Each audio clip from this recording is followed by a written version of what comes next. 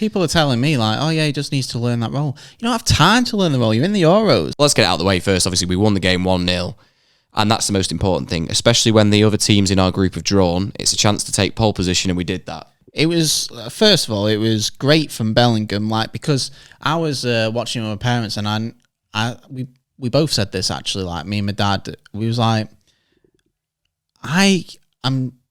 I've struggled to see a player with that hunger to get on the end of that ball for England, or even United, because I'm a United fan, in years. No one goes for that ball. No, I think that's a Cristiano-esque header, where, because you've seen a load of them when he was back at United, when he was at Madrid, it was all for his career really, but that late run in, where if you took a still of it and you're looking at it when the ball gets delivered, he's not favourite to win the ball. And he not only does he win it, he sticks it away, and it's a great goal. Yeah, it's great. And that to me was like Cristiano-esque in the air when he's coming in with power and pace. I thought it was an absolutely outstanding goal. I thought it was quite criminal that Foden stayed on the pitch as well. I thought it was awful. I think I feel bad because I think a lot of people talk about it, but I think he was unanimously the worst player for us on the day. Yeah, I wouldn't read into it too much. It just shows that, to me, there is warning signs there that you're not going to get these performances from him on the left, and maybe we'll get proved wrong yet. But when I was talking about the likes of Rashford not going, the likes of then the shock of Grealish not going, and you look at, is there a potential, which it might be a stupid thing to say, that the best England 11, because you're not going to displace Bellingham out the 10, doesn't have Phil Foden in it? So this is the actual prime example of throwing all your best players in a team and hoping it works. That's when they put Scholes out on the wing. It's the same thing. It's the same thing, and I completely agree with you. And it'll probably go on to my next point about a certain player. But it could still work. Yeah, it's been one game, but there's worrying signs there that even the simple things, the 5-10 yard passes, his touch, were not at the standard he usually shows on a week by week basis.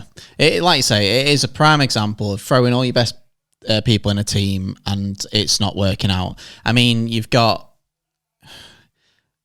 that's what I mean. When you look at the bench and you go to your left wingers, I would have loved to have Grealish that game. Yeah, I think, but even the likes of Rashford, I know he's not there, so it's not even worth talking about him, and he's had a terrible season, but you whack it into the channel and let him run onto it. We've got a technical player that wants to be on the balls, drifting out wide. And I think they were trying to be fluid because Bellingham was everywhere anyway, like we discussed. But I don't think it was really working in transition the way that they thought it was going to. It will not work, Foden, on that left side unless Shaw is on the pitch. I think Trippier, I don't want to be too harsh because I think he's not had the best of his seasons and he's also had a bit of time out. He's naturally going to come inside, though. I don't think he looked very safe there, though. I was concerned for the left side in general, not just Foden. Foden's obviously going to come in, and he liked to come in and all that. He's not going to stay out wide. So you're going to need that fullback to be overlapping. The only fullback we've got at left side who's left-footed is Shaw. Yeah. So I do hope that if you are going to put Foden there, you've got to have Shaw there. Yeah, I mean, I just want to say, I'm real. Like I don't even know how you feel about this because we haven't really spoke about it off camera. But I am really, really struggling to see what people are going on about Trent in this midfield role. I can't see it. Just because a guy can pass and do a lot more than what most of our players can do on the ball, it doesn't mean he can play the midfield position. I think you're going to upset the Scousers here, aren't you? Well, I've already done it once. Might as well do it again. I think what I would say was evident from the performance, which I don't think was terrible. I know some people didn't think he played very well, but I thought he did some things in the game well. I know he got caught in possession a few times, and that's kind of what I want to discuss more than anything. Playing at right back, when he's picking up the ball in that position, everything is in front of him, unless for whatever reason a striker's behind or whatever. Yeah. He's not really got to be looking like checking a shoulder, so to speak. Whereas when he's picking the ball up in midfield, he needs to be so much more aware of where he is, like in those scenarios where it can get nicked from you, which is what players that play in midfield all the time obviously just naturally do that because that's where they've always played. So there is a concern there for me, and I think it was raised in the game where he did have it nicked off him a couple of times, or he didn't quite get it out of his feet quick enough. People are telling me like, oh yeah, he just needs to learn that role. You don't have time to learn the role. You're in the Euros. I don't know. Do you play Mainu? Do you play Gallagher? You don't notice now, like when Mainu come on, he like didn't even lose the ball.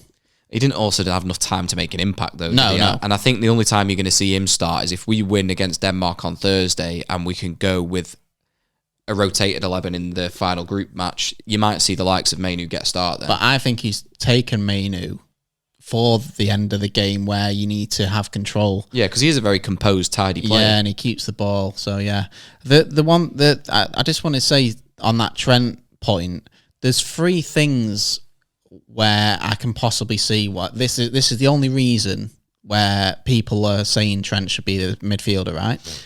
1, they don't think he can defend well enough at right back, so therefore he's not good enough, and you're not getting over Walker, right? That's one. But so you're saying he still has to be in the team because of his technical ability, but he's not better than your other right back options. Yeah, so he has to be in the team, but he's not starting because he's not better than Kyle Walker, right? So that's your first option.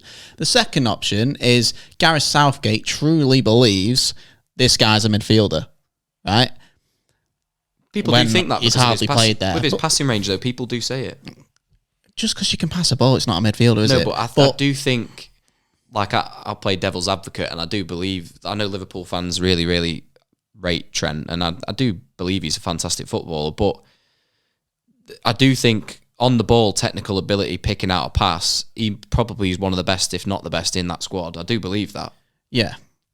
And 3 is that this guy is getting put in centre mid, not because you think he's a midfielder, but to take because he's so good on the ball, you're just throwing him in there because he's so good on the ball, and you can't afford to play him right back. That's not the way to make a team click, is it really? And that thing about your passing, I agree. I think he's amazing and he can open teams up, but I think his passing ability is more suited when he's on that right side, maybe whipping a crossing or curling it around the defence. A big diagonal ball or something like that. Yeah, like if you're in centre mid, I found that most of the time he's playing it simple. It's tidier short of passes, isn't it? Yeah. What's the point of having your best passer that can open defences up if he's playing 90% of his passes simple? And you can't really have a centre mid that's literally trying to play the killer ball every time anyway.